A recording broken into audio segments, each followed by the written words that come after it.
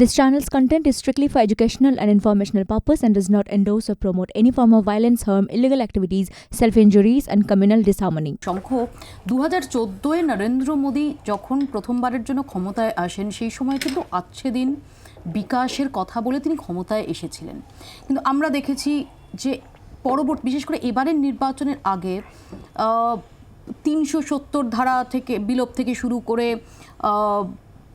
রাম মন্দির এই ইস্যুগুলো ভীষণ রকমভাবে ফোরফ্রন্টে চলে এসেছিল, কিন্তু সার্বিকভাবে আমরা যে ফলাফল দেখছি তাতে তো এটা স্পষ্ট যে রাম মন্দির ইস্যু এখানে কাজই করলো না।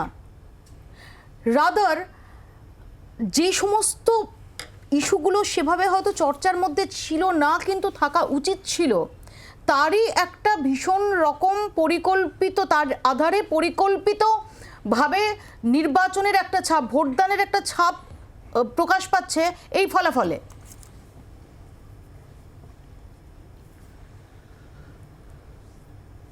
দেখো মৌপিয়া, একদম তুমি ঠিক বলেছো। আমি তোমাদের স্টুডিওতে বসে একবার এই প্রশ্নটাই করেছিলাম যে 10 বছরে বিজেপি কি করেছে, বিজেপি গভর্নমেন্ট, মানুষ কিন্তু সেই প্রশ্নটা করবে। বিজেপির মুখপাত্র তরুণজ্যোতি তিওয়ারি আমাকে ওইখানে তখন রিডিকুল করেছিলেন, কিন্তু দেখো আলটিমেটলি এই 10 বছরে আজকে দিন এলো কি না, ফার্মারদের রোজগার দ্বিগুণ হলো কি না, মানুষের কাজ পেলো কি না, পোস্ট কোভিড এত যে মানুষ কাজ হারালেন তারা তাদের নতুন কর্মসংস্থানের সুযোগ পেলেন কি না, এই কোয়েশ্চেন, মুদ্রাস্ফীতির অবস্থাটা কি, এই কোয়েশ্চেনগুলো তো বড় হয়ে উঠলো না। গভর্নমেন্ট যদি পারফর্মিং গভর্নমেন্ট হয় তাহলে গভর্নমেন্ট লিস্ট করে যে আমরা এটা করেছি এটা করেছি এটা করেছি, যদি না থাকে তখন শাক দিয়ে মাছ ঢাকতে হয়। তখন এই যে ধরো হাইপার ন্যাশনালিজমের ইস্যু বা এই যে রাম মন্দির, এটা তো যে প্রশাসনিক ব্যর্থতা বা ডেভেলপমেন্টের যে যে প্রতিশ্রুতি দিয়েছিলেন সেগুলো করতে না পারার ব্যর্থতা, সেগুলোকে ঢাকার জন্য আজকে সত্যি যদি একটা পারফর্মিং গভর্নমেন্ট হতো এবং একটা হিউজ গ্রোথ হতো, হিউজ কর্মসংস্থানের সুযোগ তৈরি হতো, প্রাইস সফেন হয়ে যেত, তাহলে কি আজকে নরেন্দ্র মোদী সরকার সেগুলোকে প্রচার করতো না? কিন্তু সেগুলো তো কোনোভাবে প্রচারে এলো না। তার কারণ হচ্ছে যে সেখানে একটা আটার ফেলিয়ার আছে। এবার দেখো, তুমি রাম মন্দির ইত্যাদি প্রভৃতি দিয়ে ন্যারেটিভটা তৈরি করার চেষ্টা করতে পারো, কিন্তু যারা ভুক্তভোগী, যারা কাজ হারিয়েছে কোভিডের পরে, যে যুবক কাজ পাচ্ছে না, তো তাদের কাছে তো রাম মন্দির কোনো ইস্যু নয়, পূর্ণিমার চাঁদ ঝলসানো রুটির মতন।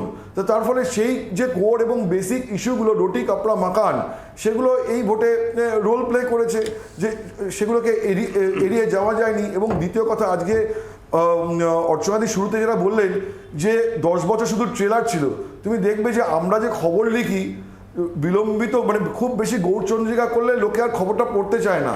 তার ফলে যদি সত্যি এটা ট্রেলার হয়ে থাকে, বড্ড লম্বা ট্রেলার, মানুষ অসহিষ্ণু, মানুষ রেজাল্ট চায়, অত বড় ট্রেলার মানুষ চায় না। মানুষ চায় যে আজকে দিনের যে প্রতিশ্রুতি দিয়ে সরকার এসেছিল তার ইমপ্লিমেন্টেশন, যে কথাগুলো বলেছিল, স্মার্ট সিটি ডেভেলপমেন্ট, কি হয়েছে? মানে কিছুই আমি কোনো ট্যাঞ্জিবল বিশাল কোনো ডেভেলপমেন্ট আমি দেখিনি।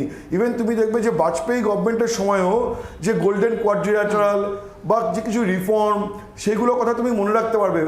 মনমোহন সিং গভর্নমেন্টের সময় 100 দিনের কাজ এখনও তুমি মনে রাখতে পারবে, বা ফুড সিকিউরিটি মনে রাখতে পারবে, কিন্তু এই গভর্নমেন্টের সময় বড় কিছু মনে রাখতে পারবে না। কিন্তু কারণ মেজর কিছু হয়নি, শুধুমাত্র পোশাকই পরিবর্তন হয়েছে। জল দেয়নি, ও বাথরুমে জল দেয়নি। বলতে দাও প্লিজ।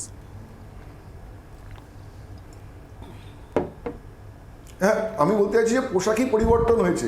তো ফলে যে মানে লোকেকে তুমি একবার বোকা বানাতে পারো, দুবার বোকা বানাতে পারো। একটা জিনিস তুমি দেখবে মৌপিয়া, যে মানুষ একটা বিকল্পহীনতায় ভুগেছে। তার কারণ হচ্ছে যে ইন্ডিয়া ব্লকটা তৈরি হয়েছে বলে কংগ্রেস কিছু পকেটে ভালো রেজাল্ট করেছে, কিন্তু এখনও কংগ্রেস যেখানে যেখানে বিজেপির সাথে মুখোমুখি লড়াই, কর্ণাটক সদ্য জিতেও কংগ্রেস ওখানে বেশি সিট পায়নি, বিজেপি বেশি সিট পেয়েছে, 17খানা সিট বিজেপি পেয়েছে। তেলেঙ্গানায় সদ্য জিতেও কংগ্রেস বেশি সিট পায়নি, মধ্যপ্রদেশে 0 হয়ে গেছে, গুজরাটে 1 না 2। তো আজকে এই কোয়ালিশনটা তৈরি হয়েছে বলেই, অখিলেশের সাথে জোট হয়েছে বলেই উত্তরপ্রদেশে ভালো করেছে, মহারাষ্ট্রে জোটে ছিল বলেই কংগ্রেস মহারাষ্ট্রে ভালো করেছে।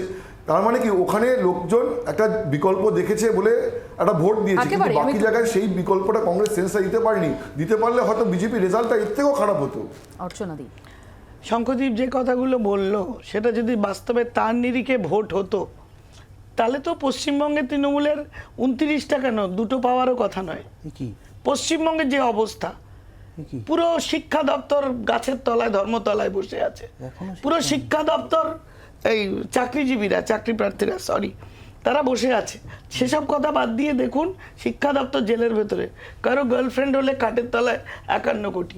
আপনি যে অনেক ট্রেইলার দেখানোর কথা বললেন না, এই ট্রেইলার দেখতে লম্বা হয়ে গেছে বলে যদি সরকারকে লোকে বিশ্বাস চলে যেত, তাহলে কি তৃণমূল 29টা পেত?